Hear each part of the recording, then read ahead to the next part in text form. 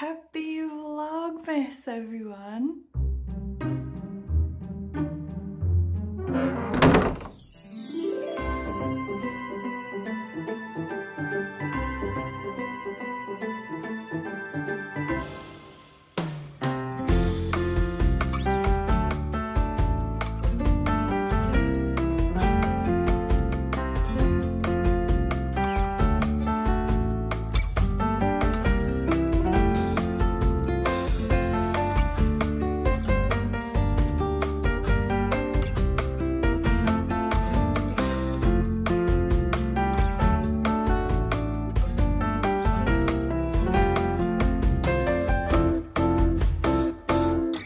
Okay, my favorite thing to do for Vlogmas, as you may know, okay, already, is make a list.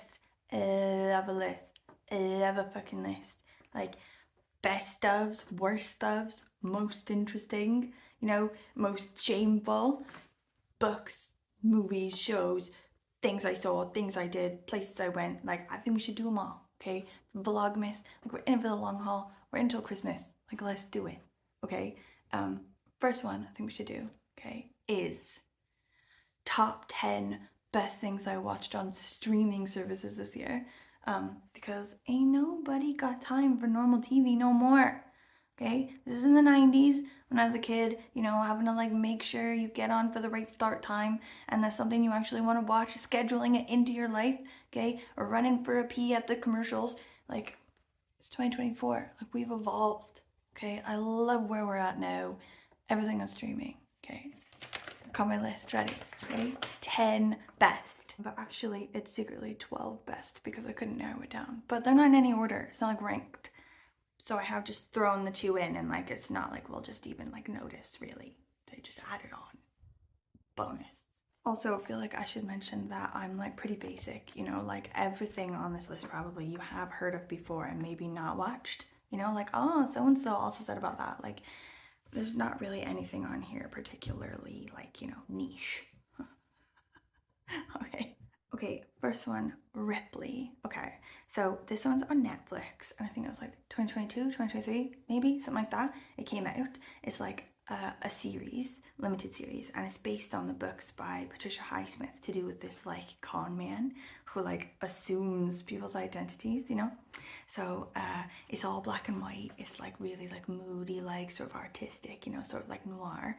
Takes place in Italy, like gorgeous scenery, and it's got Andrew Scott. Did I say that? Did I say it's got Andrew Scott? Oh, love Andrew Scott. He was in like the movie adaptation of that book Strangers. Ugh, he's so good. Anyway, he plays like this con man guy who was hired by a man to go get the man's son in Italy. Like the son, he's like independently wealthy. He's tapped into a trust fund. He's living his life in Italy. He's like, I'm not coming home. Go fuck yourself. So Ripley, he's got to go convince this guy to come home. But once he gets there, he's like, wow, you're living a delightful life. Your life is way better than my life. My options now are A, go home to my shit life, or B, steal yours. Love it. I love Patricia Highsmith. She's so clever. Okay, next one. Wednesday. I know there's hype on this one. Loads of hype. You may be like, isn't worth the hype. Totally worth the hype. So cute. I think like officially it's sort of YA for like teens and stuff like that. My kid loves it, but I also love it. Okay, it's got Jenna Ortega in it. And also Catherine Zeta-Jones, okay, who is Welsh and awesome. Okay, Wednesday, it's Wednesday Addams, you know, Addams Family. She is sent away to this like weird school for weirdos, like magicians and weird creatures and stuff like that, because she was expelled from her other school by like making a piranha chop off a kid's dick. As you do, you know, revenge, am I right? And then there's some sort of creature running around this school that's killing people, and she's got to like solve the case. But at the same time, she's dealing with, you know, being a teenager, having social situations, having to like, you know, be nice to people when maybe she feels like she doesn't want to do that. Also, she's grappling with a brand new magical power, which is like the ability to see the future in snippets. Like, what a day. Anyway, loved it. Like Jenna Ortega, she's so good. She's such a good actor. Also, can't remember the name of the other actor that's in it, like her best friend in the show, but she's also delightful, and I feel like I should watch more stuff with her in it. Okay, another one. The Bastard Son and the Devil Himself. This I watched on Netflix UK, but it is like a British TV show, so I'm not sure that it would be on American Netflix, but you should look if that's for you. It's based on this book called Half Bad, and I feel like I need to read the book as well because it's so good. Okay, so the idea is everyone when they're like 17 or 18, something like that, they're all witches. So there's like this two kinds of witches, like the fairborn kinds of witches and the blood kinds of witches, and like the UK and Europe and everything. And they're warring, they hate each other, they fight against each other all the time, kill each other. But at 17, you do this ritual with your family where your family, someone like blood related to you, does the ceremony and puts like blood from their hand or whatever in your mouth, and then it triggers you to get some sort of power. Like everyone has a different kind of power. And if you don't get that blood ritual when you turn that age, you die like a painful death. Anyway, you've got this guy, he's 17, he's a kid, he's living with his grandma and his half-sister because his mother died, and his father is this like evil witch from the other clan, the other kind of like witch who murders. He's like a mass murdering witch and he's super evil, so they're always like looking at him, like even though he's a baby first of all and then he's a kid and then blah blah blah, they keep watching him, like monitoring him, asking him questions like, do you feel evil today, do you feel like you want to kill me today, stuff like that, because they think that he's gonna like eventually turn evil like his dad. Oh, so interesting, so good. And like the twist, like it twists as well, so many twists, so much awesome. Like I didn't even know that was gonna be good. I just randomly clicked on it one day because I liked that it had like neon writing. Oh, such a good find. Okay, next one, Reservation Dogs. Another one that I just randomly found and I loved it. It's so good. Okay, so it's 4 teenagers. They live in Oklahoma. They're like Muskogee teens. They live on this like reservation to do with like, you know, Muskogee Nation in Oklahoma. And they want to go to California, but they are poor as fuck trying to get there. So they like commit these like little weird crimes, try to get money, but also they sort of like fight other crimes, like they sort of like try to do sort of victimless crimes to get money, but then the ones that do have victims, like they sort of like try to fight against them and stuff, and then they get like little bands, like they had like a little like gang like rivalry situation, but it was like funny, it's cute, like it's really like heartwarming as well. Like they do a lot of like really heartwarming stuff. I'm doing my crying journal this year where I do a journal of all the times I cried, and I think I cried twice watching this Reservation Dogs. It's so good. Okay, next one, Say Nothing. Okay, my husband read this book. So it's based on a book, which is like a real life sort of thing. It's about the IRA in like the 70s. Okay, so this guy, he took down, as part of a project for a college, he took down recordings of IRA members like talking about their lives and like their history and things they done and things they saw. And then they put the recordings away until those people died, and everyone that's mentioned in it has died, so that, you know, they can speak freely and tell the truth and, like, you know, reveal this history that we wouldn't otherwise know and would be lost to them when they died. But they can do that knowing that they'll be safe. So these real people that were in the IRA, they did this project and then they died, and the book was written based on those things. So then the show, okay, it's on Disney Plus for us in the UK. I think in America it might be on FX. So this is like a dramatization of that. So it's like based on this real life story of this woman and her sister who were rare items in the IRA. They were like women who actually had power and actually did actual things instead of just sort of doing bandages in the kitchen or whatever. And it focuses a lot on the disappeared of the IRA. So less so much on the killing and the fighting, you know, between sides, and more sort of the IRA's killing of its own people secretly. Like if they were sort of like informants, so they like snitched, they would sort of like take them, kill them, bury them, never tell their families where they were, or like never write down anywhere that they'd done it. Do you know what I mean? It's just like a bunch of people who just are gone and their families never see them again. Oh my god. It was so good. Like the end. Oh my god. Okay. Next one. Nobody Wants This on Netflix. I think everyone knows watch this now. So it's this like sex podcaster. This woman who's like in her 40s or whatever, and her sister. So it's Kristen Bell. She was Veronica Mars, like in early 2000s. I love that show. So she plays this sex podcaster, and she falls in love with Adam Brody. He's fucking back. He's fucking back. He was on the OC, and I was in love with him. High school him, I could have climbed like a tree, but now he's in his 40s. Still me. Still can climb that. Still can climb that like a tree. So gorgeous. Just gets better with age, like a fine wine. Adam Brody. Okay, he plays a rabbi, but like not like an old crusty rabbi, like a hot rabbi, like a young sexy rabbi, like a firefighter calendar version of a rabbi.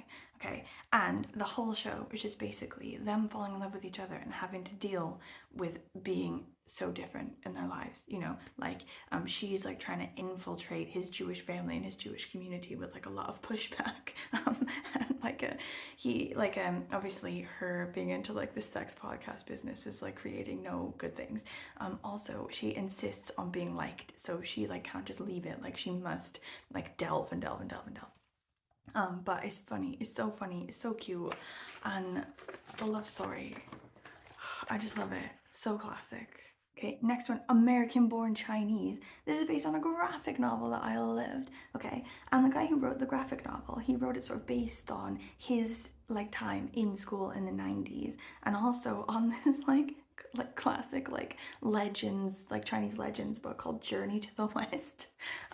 Anyway, it's about like this teenager, this like awkward teenager in high school, doesn't really fit in, and he's tasked with showing this Chinese exchange student around. But the Chinese exchange student, it turns out that he's like part of some mythological Chinese god community, and he's there for a quest or something. And so this like silly sort of like awkward teenager gets stuck in this like major battle between like Chinese gods.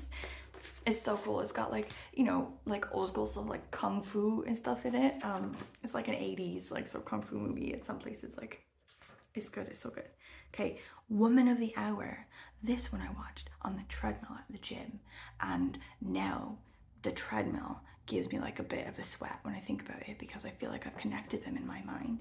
This one is about, so it's Anna Kendrick. Totally funny, love her so much, but there's nothing funny about this movie. It like hit me right in the feels.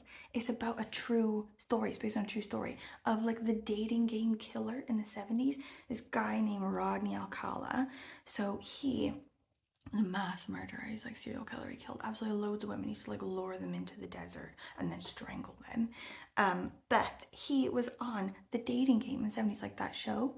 And so in the movie, she's like the girl asking the questions behind the thing. She's like, Bachelor number one, like if I was a princess and you were my prince, where would you take me on holiday? Like, you know, like that sort of fucking bullshit. She's the girl in it.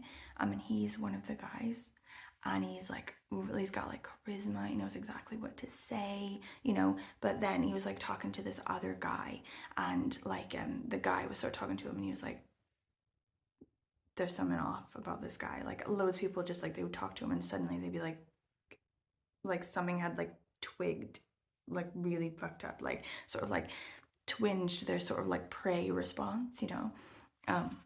Anyway, loved it. So like, you know, like grip, good. Next one, okay, I will die on this hill, like don't come for me at this one. The Traitors UK. Okay, Traitors USA is actual shit. Like why is it so bad? Like the people are not good in it. Like it includes like Z-list celebrities as well mixed in. Like why? Because I don't know, we as Americans are obsessed with celebrity, you know. I don't know what the fuck has happened. And also Alan Cumming, no, just no, he's not the right one for this. Okay, apparently this whole concept of the Traitors is based on a Dutch TV show. First of all, like they were the first ones to do it. And so the idea is you've got a group of people in a house, and it's like a game that you play to try to win. everyone is like potentially a victim to being murdered every night. And there's like a couple people, say like 3, 4, 5 people who were picked secretly to be the traitors, you know, or like the killers, okay? But no one knows who the killers are. So at the end of the night, every night, they have to vote amongst themselves and try to vote off a killer. And at the end they go, yeah, I am a killer, or I'm not a killer, or whatever. And when they vote off people who aren't killers, they're like, fuck, you know. And then they go to bed in their hotel rooms, and then they wake up in the morning, and the one who gets killed, like one person every night, gets a thing through their door that says they've been murdered, and then they don't show up to breakfast. Anyway, it's so good, like, oh my god. And the second season particularly, so fucking good. Claudia Winkleman is the host of the UK one, and loads of people are like, I can't be dealing with Claudia Winkleman. Like, I don't mind her, but I mean, honestly, like, I don't know, like, the host isn't great, but the rest, like, the rest of the setup, the rest of the people, like, everything, the UK version is the best version. Fight me. Okay, so next one, Extraordinary. Okay, I watched this on, I think, BBC. No, I watched it on Disney, but it is like a British show, so I don't know what things it would be on in America. It might be on FX, because a lot of Disney things are. Okay, so it has Siobhan McSweeney in it. Do you know, from Dairy Girls? She's the nun. I love her. She's brilliant. She plays the mom of like the main character. I mean, the idea of Extraordinary is very similar to like Bastard Son of the Devil himself and like loads of other stuff. You get a power when you become an adult. So it's like a magical world where everyone has a power, but you don't get a power until you're 18, and it sort of just comes on you. But one girl, the main girl, it's 5 years later and she's not got a power yet, and she keeps like having really awkward things about like, I don't have a power, and they're like, okay.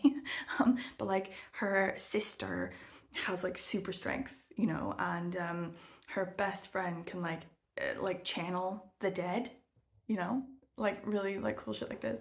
And they meet this cat, and they take this cat in, and it turns out that this cat is just a guy who can shapeshift, and he got stuck as a cat on accident and then forgot how to live as a human.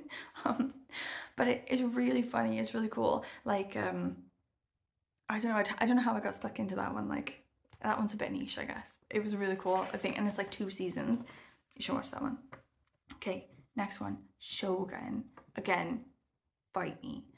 Everyone I say about this, they're like, no, it's boring, it's real shit, well, it's real slow, like, and stupid, and I don't like to read stuff on the screen. Like, it does have quite a lot of like subtitles, but like not all subtitles. So Shogun, it's based on this book that I read by James Clavell years ago. It's brilliant, like, it's a massive book, but it's so good. It's based on this like real life thing that happened, which is in like early 1600s, I think, like maybe like the year 1600. English people, or like British people, had never been to Japan before. They'd literally never been there. And this guy, he was the first guy, because he was on like a Dutch trading ship or whatever. So the Portuguese knew where Japan was, and they'd been trading with Japan and everything, and trying to like turn them Catholic for like several years to that point. But English people, like British people, Dutch people, they'd not been there before. So he washes on shore, he's the first English guy, and he starts fighting with the Portuguese, because he's not Catholic obviously, and he hates them, and he wants to do trade with Japan instead on behalf of his country. So he's trying to like fuck up their organization, but also like Japanese politics, like inter-Japanese politics at that time, 1600s.